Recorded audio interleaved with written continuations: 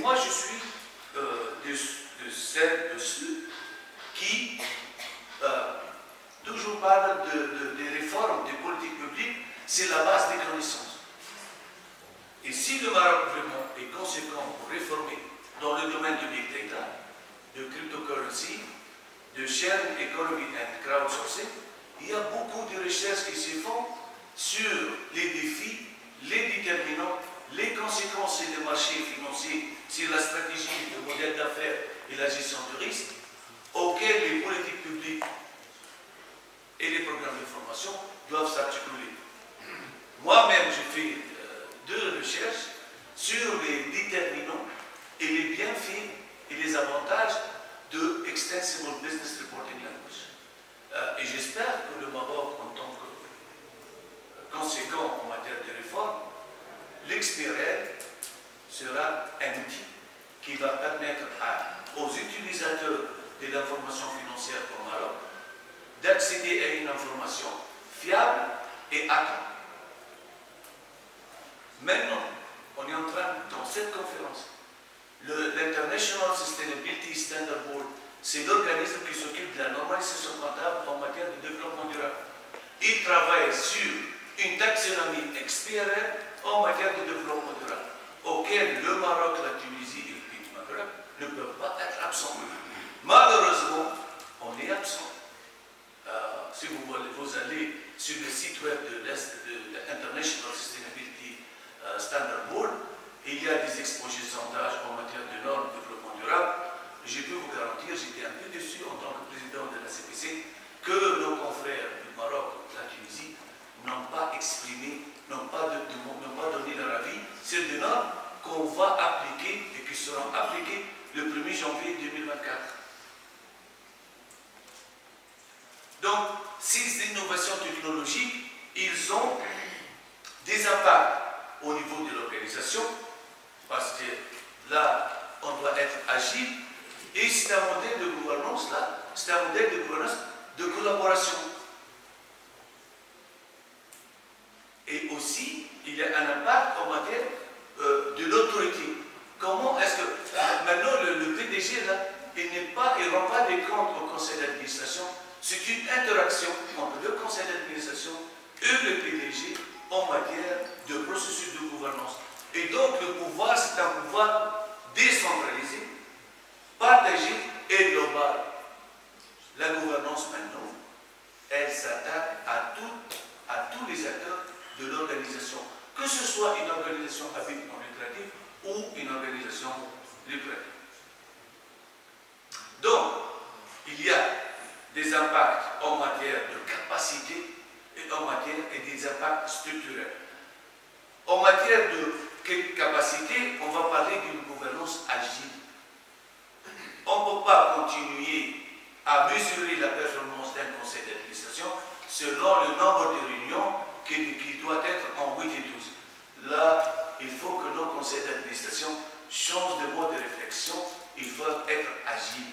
Le deuxième, le conseil d'administration, c'est vrai que le PDG rend des comptes au conseil d'administration, mais c'est une gouvernance collaborative. Donc le conseil d'administration doit être à l'écoute, non seulement du PDG de l'entreprise, mais à tous les acteurs de l'entreprise, parce que ces innovations technologiques sont en train de bouleverser la manière avec laquelle on conduit les affaires. Maintenant, au niveau structurel, au niveau des organisations, ça sera une gouvernance décentralisée, ça sera une gouvernance distribuée dans tous les niveaux de l'organisation. Tout à l'heure, Madame Bouchra a parlé, Madame Bouchra, qui a fait une excellente intervention là, elle a parlé d'évaluation. J'ai développé moi-même, parce que j'ai fait la formation et l'évaluation du conseil d'administration au Canada. Écoutez, le produit, le résultat de la gouvernance, c'est la performance, mais ce n'est pas rien que le dernier ligne de l'état du résultat, le bénéfice net. Non, non, c'est une performance globale, récurrente. Nous, ce qu'on observe, c'est la performance de l'entreprise.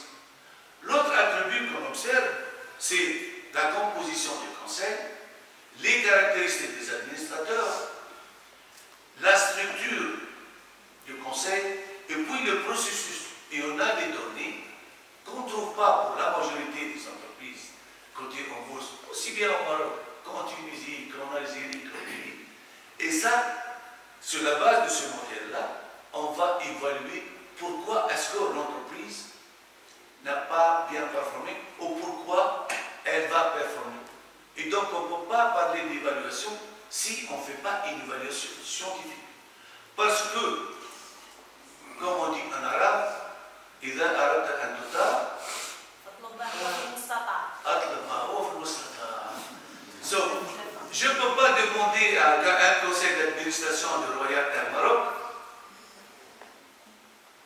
de prendre en compte et de gérer le risque des innovations technologiques si dans les caractéristiques des administrateurs, on n'a pas des administrateurs qui maîtrisent ces innovations technologiques.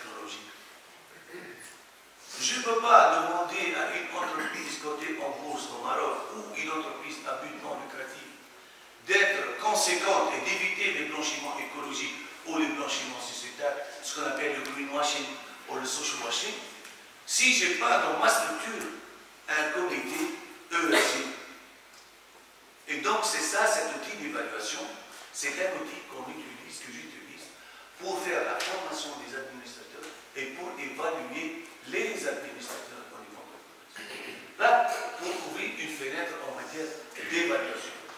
Maintenant, les innovations technologiques, ils vont bouleverser la composition, les caractéristiques des administrateurs qu'on engage, les structures de comités qu'on met en place pour assurer le rôle de contrôle et le rôle de service, et le processus avec lequel on prend des décisions.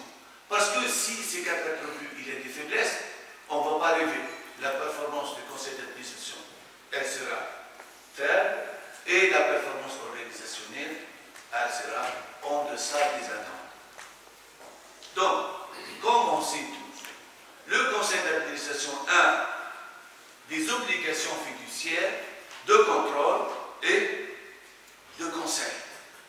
Et ces innovations technologiques-là, ils impactent sur deux dimensions, et je vais vous expliquer pourquoi.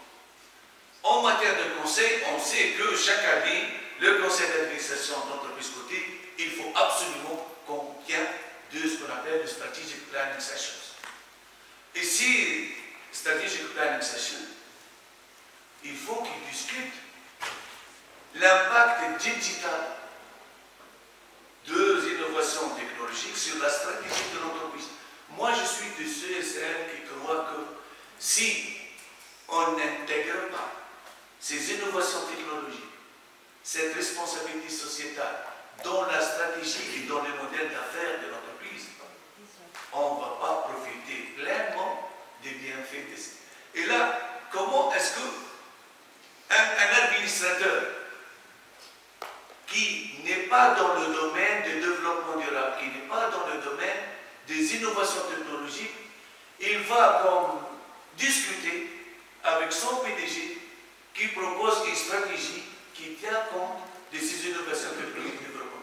À l'heure où on parle, il y a deux normes qui ont été publiées le 26 juin 2023 par l'International Sustainability Standard Board. Est-ce que nos administrateurs sont formés sur ces normes? Je ne suis pas sûr. Même au Canada, ils ne sont pas formés. Donc il ne faut pas comme se sentir comme nous, au Maroc ou en Tunisie, on est un peu en décalage. Tout le monde dans ce domaine-là, ils sont en train de faire un effort pour se former. Maintenant, en matière de contrôle, l'innovation technologique, ils sont source de nouveaux risques, de cyber security et de risques technologiques. Et là, maintenant, on va demander à un administrateur qu'on a recruté pour conseiller et pour contrôler de façon classique.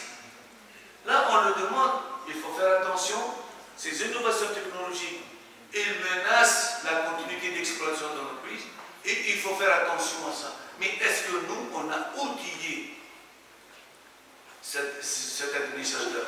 Et la réponse, malheureusement, elle est non.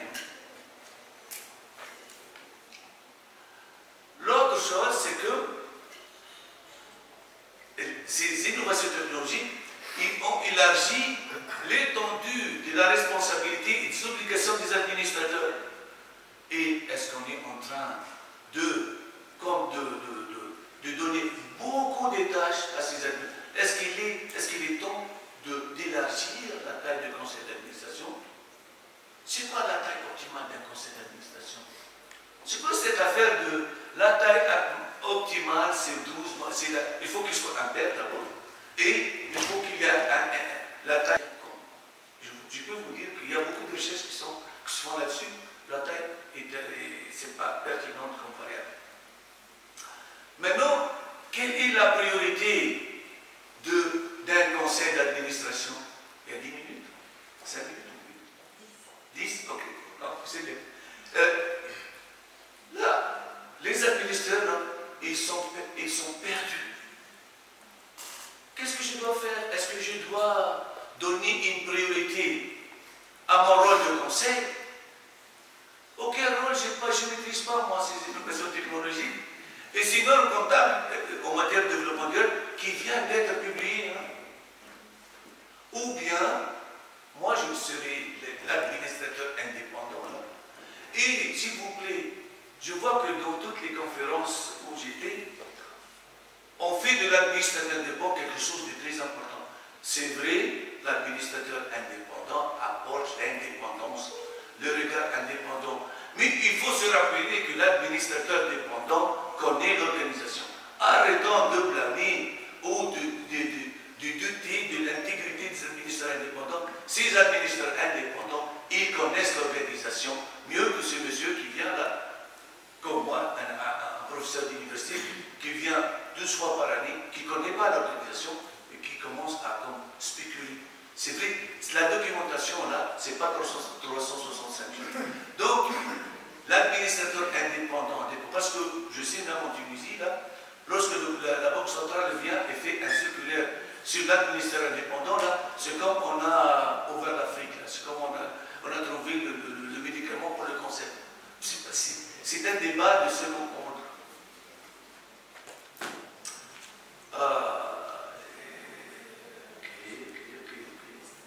Maintenant, les innovations technologiques et la gouvernance au Maroc.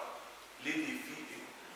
Comme je vous ai dit, j'étais 3 fois dans les assemblées annuelles de la Banque mondiale et l'UFMI. J'étais même dans les assemblées du printemps. Comme Marocain, je peux vous dire que vous pouvez être fiers de votre éducation au Maroc. Ils ont colonisé les sièges des FMI. Partout où on va, on trouve le stand du Maroc, le thé marocain. Moi, sincèrement, en tant que maghrébin, j'étais très fier. J'ai même dit à la délégation et à Madame la ministre que vous avez fait un excellent travail de prendre les Maroc. Peut-être que pour qu'on s'aligne au niveau de la salle sur les différentes définitions, puisqu'on a abordé beaucoup de concepts, comment faire la différence entre RSE et développement durable? Je pense que c'est un sujet important parce qu'on confond les deux, on ne sait pas si l'un est dans l'autre, etc. En réalité, ça va dans le même sens, simplement le développement durable concerne l'ensemble de la société au sens large du terme, donc on va dire le monde tout entier, et la RSE est l'application au niveau des entreprises de tous les concepts qui sont contenus dans le développement durable, et notamment les fameux 17 ODD, donc les engagements de développement durable qui ont été pris par les Nations Unies. Comme ça, on est aligné à la base. Et donc, quand on pose la question en disant est-ce que la RSE est un levier de la gouvernance, on pourrait le faire à l'envers, c'est-à-dire que la gouvernance est un levier pour aboutir à la RSE. Vous avez une définition à l'écran qui vous dit que gouverner, c'est délimiter l'étendue des pouvoirs, c'est clarifier en fait les choses. Et je pense que c'est aussi un sujet extrêmement important parce que très souvent la gouvernance est perçue notamment dans les entreprises, puisque là, moi, je m'exprime au nom d'une entreprise privée, on va dire ça comme ça, elle est mal comprise par l'ensemble des collaborateurs. Or, ça a été dit à plusieurs reprises, il faut que la gouvernance descende dans l'entreprise. Ça ne peut pas être un sujet que d'administrateurs ou que de comités de direction. Il faut que ce soit appliqué dans l'ensemble de la structure. Et pour ça, il faut faire de la pédagogie, expliquer en quoi c'est important, en quoi ça change la vie des gens, en quoi chacun a un rôle à jouer dans justement les process, les méthodes, et comment ça aboutit à la fin à cette fameuse Création de valeur partagée à la fois pour l'entreprise, pour le collaborateur qui est partie prenante, mais aussi pour le reste on va dire, du contexte environnement de l'entreprise, c'est-à-dire les fournisseurs, les clients et les parties prenantes, parce que vous avez des riverains, vous avez un certain nombre de personnes qui entourent l'entreprise et qui également attendent quelque chose de cette entreprise. Et c'est là où on parle de vraies valeurs partagées au sens large du terme. Et donc c'est là où on parle également de ce qu'on appelle la pérennité et la durabilité de l'entreprise. Et là on rejoint les notions de gouvernance et de développement durable ou de RSE. C'est qu'on fait de la gouvernance et de la bonne gouvernance, on clarifie la manière de fonctionner pour pouvoir pérenniser et rendre l'entreprise durable. Et pour parler d'une expérience que je connais, puisque je suis censée ici représenter, on va dire, le monde de l'industrie, parce que j'ai travaillé très longtemps chez Lafarge-Holcim Maroc, et chez Ciment du Maroc aussi, qui était un concurrent avant, mais à des périodes différentes. Un des points auxquels on s'est heurté très souvent, c'est ça, c'est cette compréhension pour les gens de c'est quoi la gouvernance, c'est quoi l'audit, c'est quoi le contrôle, quel est le rôle de chacun, et pourquoi c'est important que chacun comprenne. Et là, avant de rentrer dans des discussions sur que fait le conseil, que fait le comité de direction, que fait le COMEX, il faut s'assurer que les gens comprennent.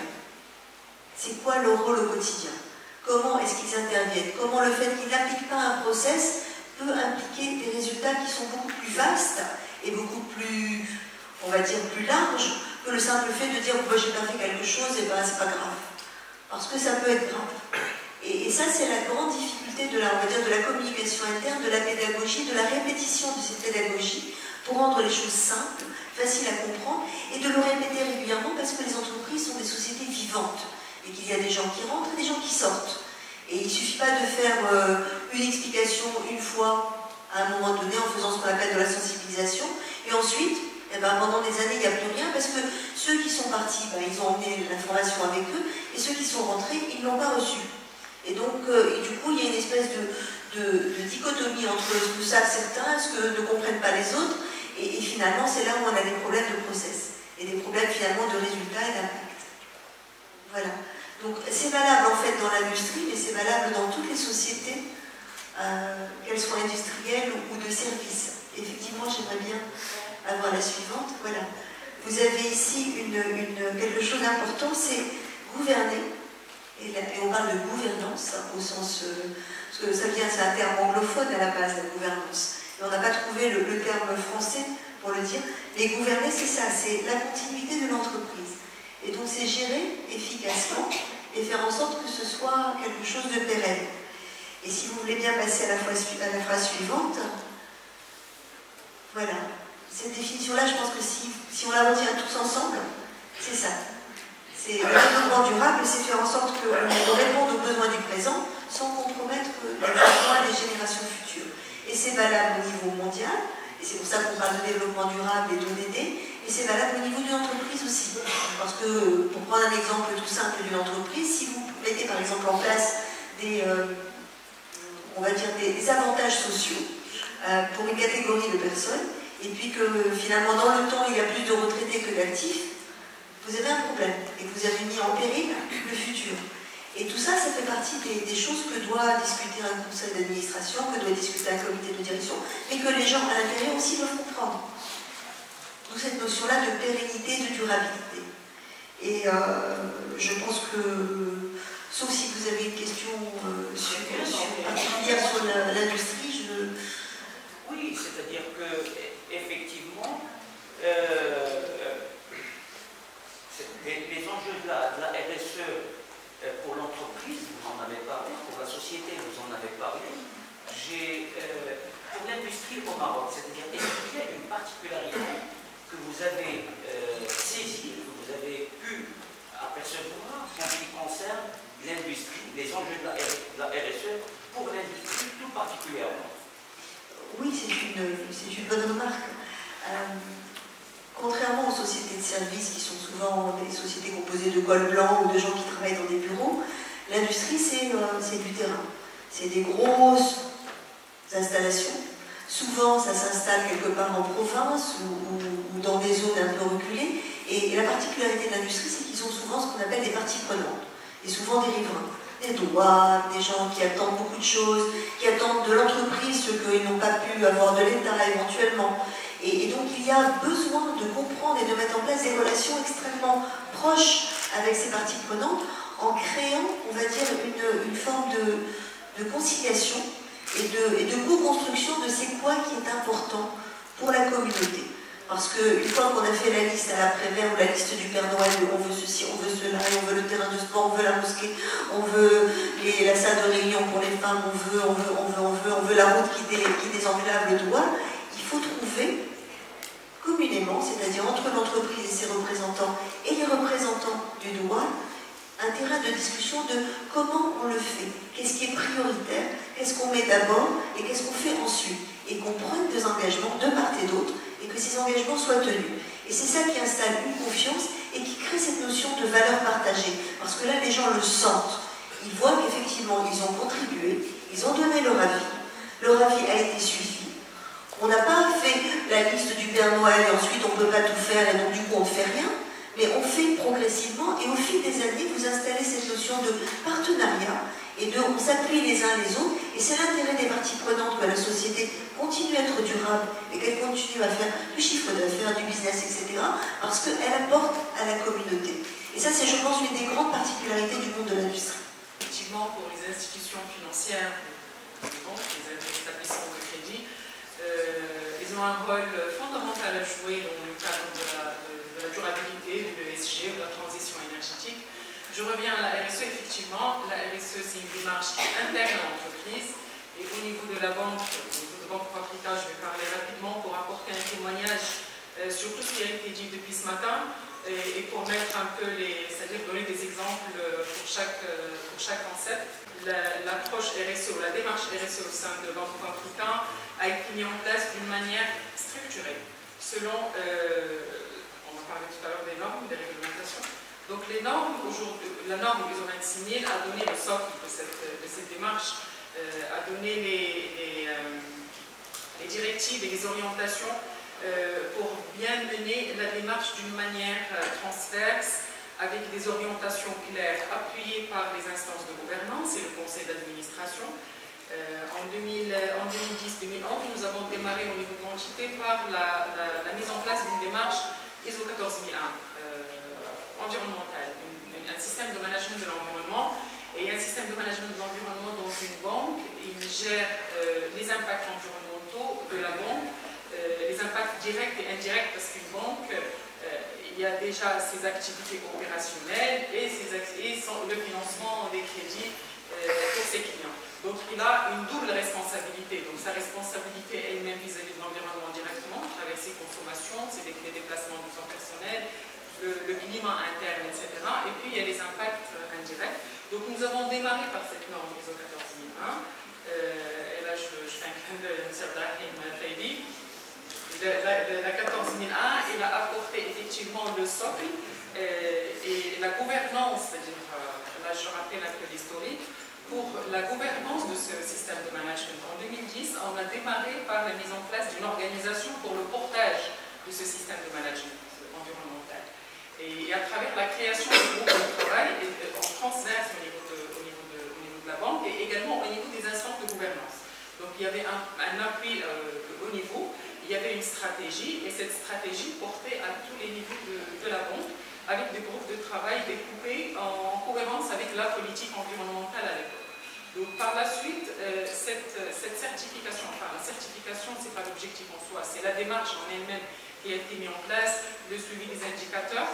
Et là je rappelle aussi par rapport à la réglementation nationale et internationale, le cadre réglementaire est pris en compte dans le cadre des systèmes de management, c'est-à-dire quand on met en place une norme ISO, que ce soit 9001, 14001 ou autre, on est obligé d'avoir un cadre de veille réglementaire, c'est-à-dire de vérifier est-ce qu'on est déjà conforme à la réglementation à laquelle, ou la réglementation applicable au niveau de l'entreprise, notamment dans la banque. Donc au niveau de Banque Paprika, nous avons mis en place un dispositif de veille réglementaire qu'on a mis depuis 2010, aujourd'hui il est toujours en cours et limite c'est devenu une pratique très normale au niveau de la banque. Nous nous sommes souscrits à un registre réglementaire. À chaque fois qu'il y a une une norme qui sort en matière d'environnement, en matière d'SSP, en matière d'énergie, automatiquement elle est analysée, on vérifie son applicabilité et sa mise en place si c'est applicable. Donc ça c'est un exemple pour dire ce que ça apporte une norme ISO. Donc nous avons démarré par la 14001, ensuite on est passé dans un système de management intégré en mettant en place les normes ISO 50001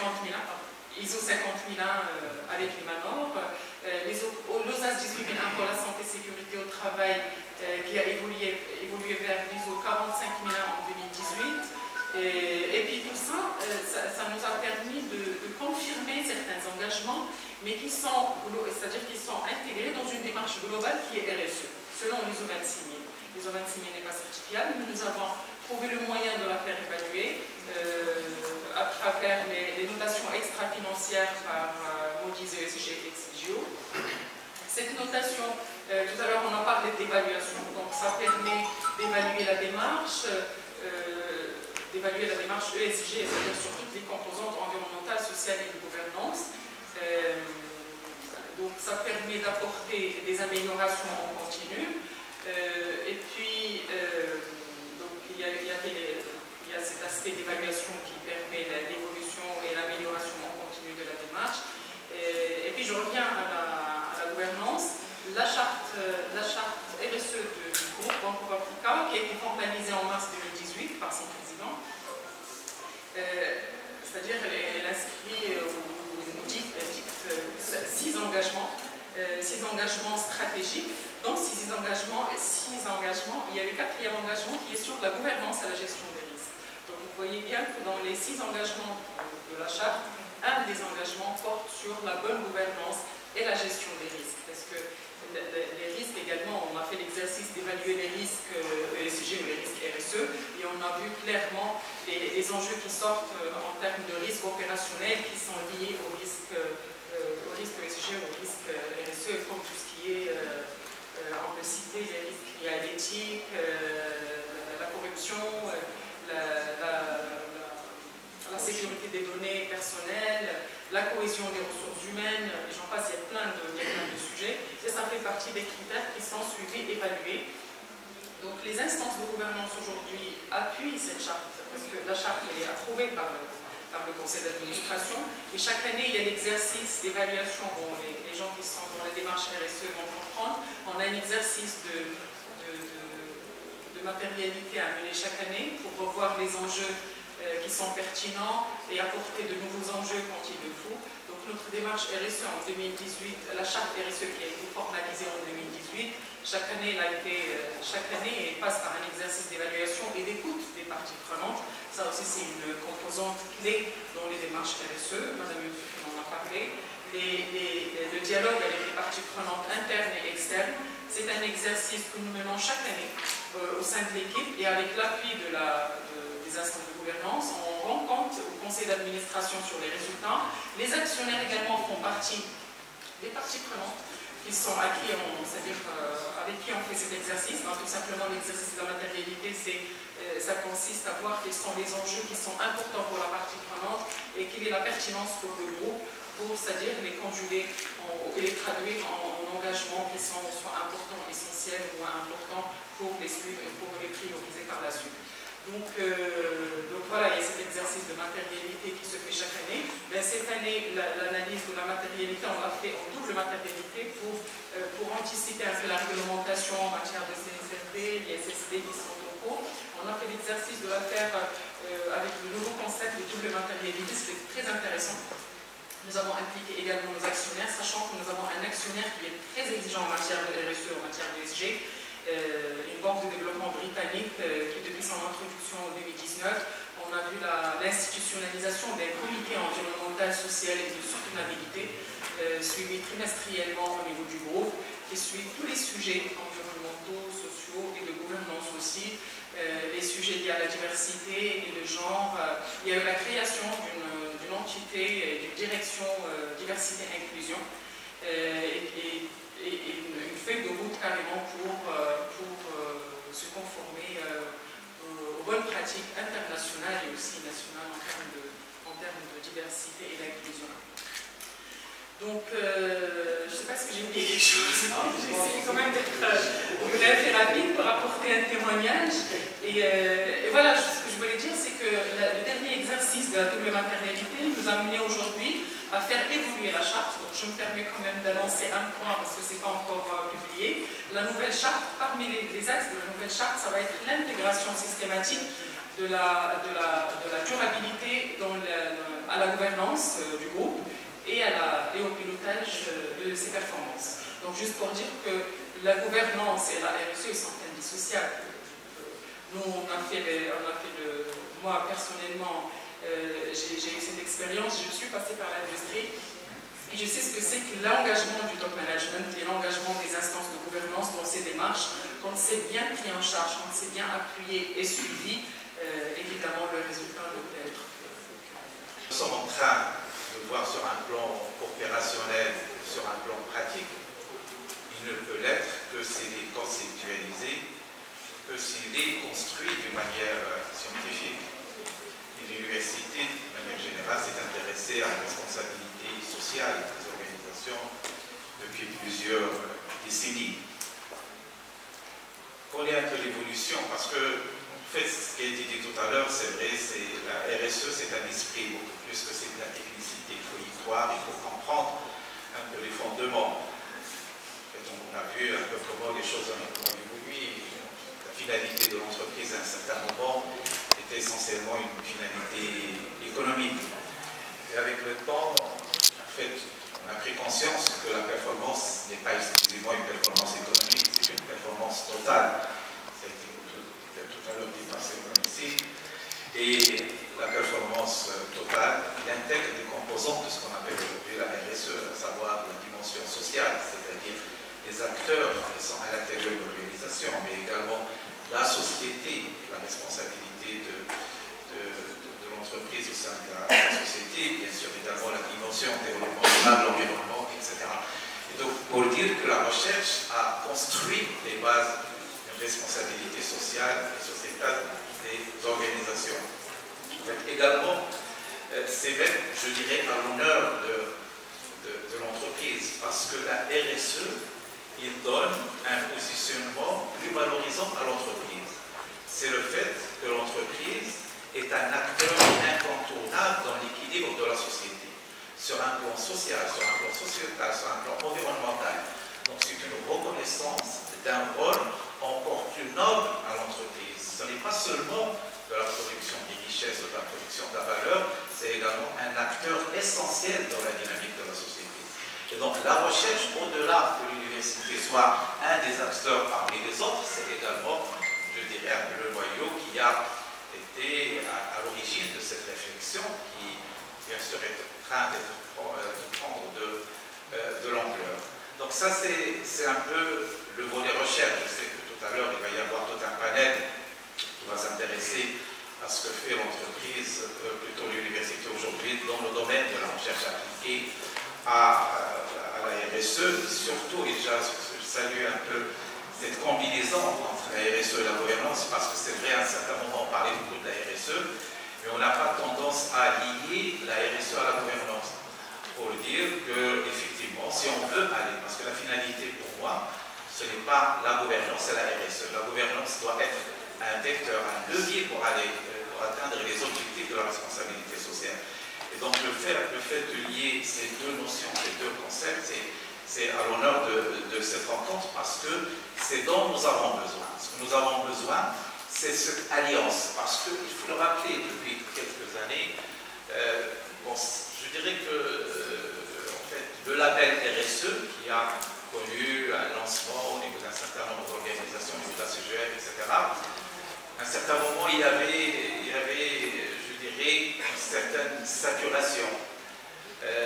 Peut-être, c'est un peu l'objet de ce genre de rencontre, il y a un problème de communication, il y a un problème également de perception de retour sur investissement. Peut-être qu'on a eu des exemples de certaines grandes organisations, aujourd'hui, comme Africa, la FAB, etc., qui sont d'une certaine dimension, qui sont en mesure, justement, d'évaluer quel est le retour sur investissement. Lorsque une entreprise investit sur la responsabilité sociale, ce n'est pas le cas du commun des mortels. On continuez à croire que c'est des sujets qui ne vous intéressent pas. Par exemple, l'environnement. Aujourd'hui, l'essentiel des entreprises considèrent que c'est un problème qui est naturel, qui ne concerne pas, et donc ils ne sont pas disposés à investir au niveau environnemental. La dimension sociale, par exemple. Aujourd'hui, le fait de considérer le client, ou plutôt le personnel de l'entreprise comme un client interne, et comme on cherche à satisfaire le client externe, on doit satisfaire le client interne. Je sais que cela existe dans certaines entreprises, mais ça n'existe pas dans la majorité des entreprises. Et donc, ce sont ces notions sur lesquelles on devrait bien sûr davantage sensibiliser, davantage communiquer, et surtout montrer d'une manière tangible, d'une manière, je dirais, pragmatique et empirique, qu'il y a un résultat, qu'il y a un retour sur investissement lorsqu'on tend vers ce genre d'adhésion aux objectifs de la RSE et à une pratique d'une gouvernance responsable qui intégrerait la RSE. Donc, en fait, ce sont des sujets sur lesquels travaille l'université d'une manière académique et scientifique. Maintenant, l'université, en tant qu'acteur, que l'a dit Serge, donc peut être assimilée à une organisation, à une entreprise, quelle est sa responsabilité? Bien sûr, sa responsabilité première, bien sûr, c'est la formation.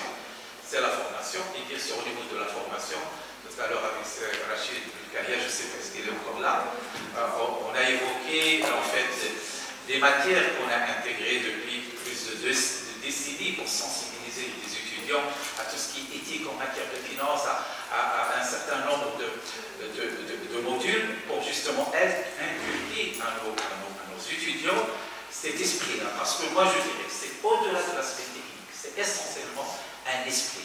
Il faut qu'on y adhère, il faut qu'on y croit. La technicité vient après. Lorsqu'on croit quelque chose, on peut y arriver. Mais c'est au niveau de la formation qu'on doit inculquer ces notions de RSE et surtout que ne sont pas sur des vœux, sur des choses qui sont entre guillemets théoriques, bien que la théorie c'est une émanation de la pratique, mais c'est également du pragmatique, c'est du retour sur investissement. Donc la formation, et là bien sûr on essaie d'intégrer des cursus, des modules sur ces différentes dimensions sociales, sociétales et environnementales. La question de l'environnement aujourd'hui, c'est une question qui figure, je dirais, dans ce que nous sommes en train de mettre en place comme des programmes de formation pour l'avenir. Et là, la priorité au niveau des cursus, que ce soit des sciences sociales ou des sciences exactes. Donc, c'est le volet formation. Et bien sûr, il y a également le volet recherche. Lorsqu'on parle de la recherche, c'est essentiellement de la recherche pratique, de la recherche empirique. Il faut démontrer que ces voies sont des voies sanitaires, que lorsqu'on tend vers un management responsable, une gouvernance responsable, lorsqu'on donne la priorité à ces dimensions de durabilité. Tout à l'heure, vous avez évoqué, par exemple, la prise de risque. Peut-être que dans la notion classique du management, le risque n'est pas suffisamment intégré. Il y a la question de la durabilité. Aujourd'hui, il y a des changements climatiques, il y a des changements sociétaux qu'on devrait intégrer pour assurer cette durabilité. Donc ces aspects-là, l'université, bien sûr, sur un plan recherche, il y a énormément aujourd'hui de travaux, que ce soit dans le domaine du management, que dans le domaine des sciences exactes, qui s'intéressent à ces questions. Et puis, bien sûr, la troisième composante, j'ai parlé de la recherche de manière générale, de la formation, la troisième composante, c'est le rôle qu'acteur de la société. En tant qu'acteur de la société, bien sûr, l'université participe à des actions citoyennes, participe à, bien sûr, à la divulgation de la connaissance. Il travaille sur des sujets associatifs. Donc, l'université, bien sûr, ne peut pas être à l'écart de cette dynamique qui, bien sûr, est appelée à considérer que nous avons une responsabilité partagée. Chacun de nous a ses objectifs personnels, a son intérêt personnel, mais nous sommes tous liés par des intérêts généraux sur lesquels on devrait travailler ensemble. Que ça, je vais replacer. Je vais vous parler uniquement de 2 paramètres importants. D'abord, la volatilité et l'évolution des marchés. Aujourd'hui, avec la RSE, avec le développement du principe de comportement de consommation, le client devient le consommateur devient la vie. Si un produit est labellisé et certifié, il est affiché avec, en tant que tel, et il y a des mesures de vérification, des moyens de vérification, c'est sûr que le consommateur va arriver vers, préférant le produit certifié, le produit par l'entreprise qui respecte les normes RSE et le développement durable pour les généraux. Et j'ajoute à ça, la RSE, c'est un processus contraignant, lourd, nécessitant une transformation énorme dans les process, dans la pratique, dans la mentalité, dans la composition des équipes, dans les compétences, dans l'expertise, dans les procédures, dans les dispositifs d'information, dans les technologies d'information, et ainsi de suite. Et quelque part, l'entreprise qui va arriver en retard risque un peu de perdre par rapport aux changements qui doivent se précipiter et les évolutions qui doivent se précipiter dans un prochain avenir. J'ajoute à cela le deuxième paramètre, le deuxième facteur, c'est le financement. Les institutions financières, les banques, les établissements de crédit, comme tout un organisme qui est conscient RSE, ils vont RSE et faire des transactions avec des produits RSE. Ils ne peuvent pas acheter, ils ne peuvent pas s'approvisionner, ils ne peuvent pas gérer et évoluer dans un environnement qui n'est pas RSE.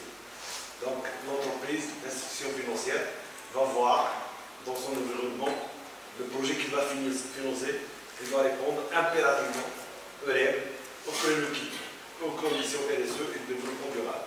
Et par conséquent, il y aurait une sélectivité dans le financement des projets en fonction de leurs caractéristiques, de leur qualité en termes de production, de l'esprit des prérequis environnementaux, de développement durable et RSE.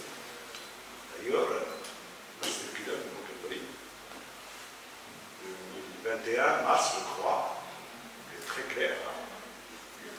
Bon, aux institutions financières, la banque, qu'il intègre la dimension de développement durable dans la gestion de risque. Et il a ventilé les typologies de risque, je ne me rappelle pas, ça fait un bon moment que je n'ai pas vu ce document. Globalement, il parle du type de risque, des risques qu'il a appelé de. Les risques financiers liés aux risques climatiques. Climatique environnemental, mais à l'intérieur, il parle des risques physiques et il parle de risques de transition ou d'évolution. Ça veut dire que le client, aujourd'hui, sera soumis par l'institution financière à une grille d'analyse qui va intégrer la dimension développement durable et risque climatique et par conséquent, s'il y a une menace sur le modèle, sur le business du client qui sera en quelque sorte un peu guetté ou menacé par une dimension environnementale, il ne va pas bénéficier du crédit. C'est un peu l'évolution et par conséquent, le monde de la gouvernance, de la RSE, ceux qui défendent la cause, quelque part, être plus agressif, être plus aller de l'avant, pour en quelque sorte un peu sensibiliser, pousser l'entreprise à comprendre ces enjeux et les évolutions futures qui ne sont pas sincèrement tout à fait faciles et que l'entreprise doit se préparer à nous. Donc je reviens à ma question très large et vous allez me donner un peu de temps pour faire le tour. Donc dans le secteur public, d'abord, on n'est pas dans une position de poser la question est-ce qu'on intègre la dimension RSE et de droits sociaux. Nous sommes dans le secteur public, toute son activité, il est pour et envers et vers la société et les usagers. Les établissements d'entreprise publiques, sur lesquels je vais faire focus, je dois faire en quelque sorte un peu un ancrage, comment ils sont gouvernés, comment ils sont pilotés de manière globale, pour pouvoir un peu faire une descente vers ce qu'on est en train de faire pour intégrer la dimension RSE et du développement durable. Les politiques publiques, comme vous le savez, depuis un bon moment, une quinzaine d'années, une vingtaine d'années, pardon, on a abandonné les plans de développement quinquennaux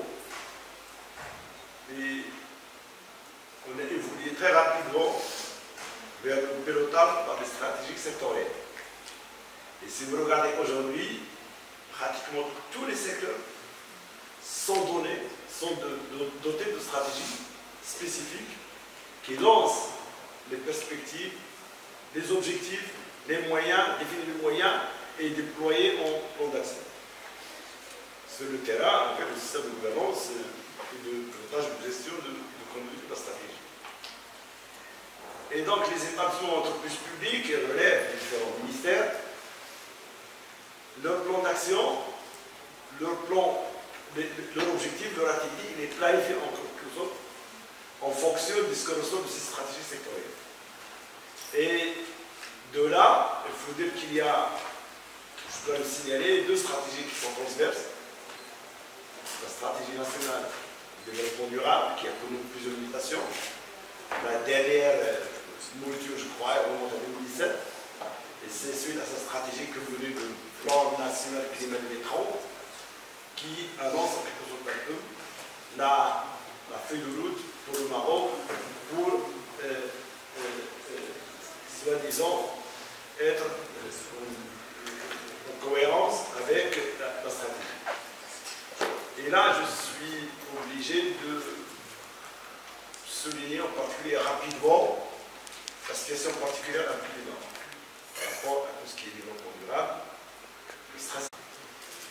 Il nous dit que s'il n'y a pas une inflexion le plus rapidement possible dans les conduites et la gestion des politiques publiques pour intégrer la dimension durable dès aujourd'hui, on ne sera pas en rendez-vous avec l'agenda 2030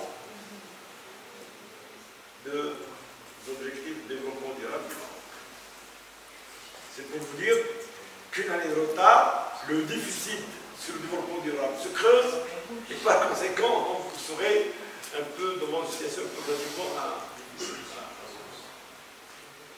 Et donc, je vais un peu essayer d'aller plus rapidement pour dire que dans ce contexte, les stations d'entreprise publique, il y en a ceux qui sont très positionnés, très avancés sur la dimension RSE, développement durable, relation sociale. Mais on dit également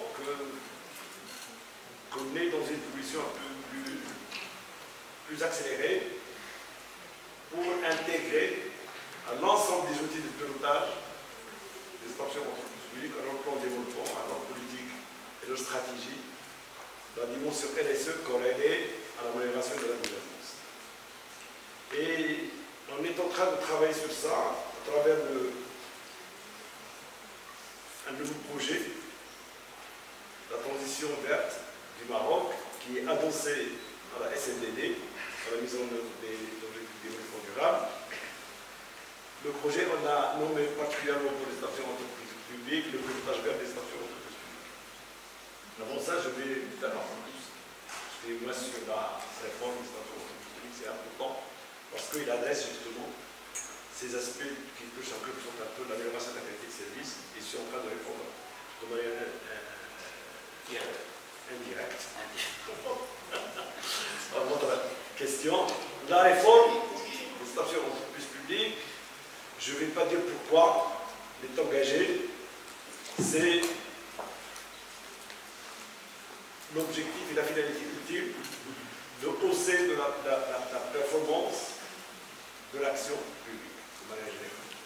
Les stations d'entreprise publiques, leurs caractéristiques communes, la paix générale, à part quelques exceptions, ce sont des services publics aux clients, qui sont financés par le public.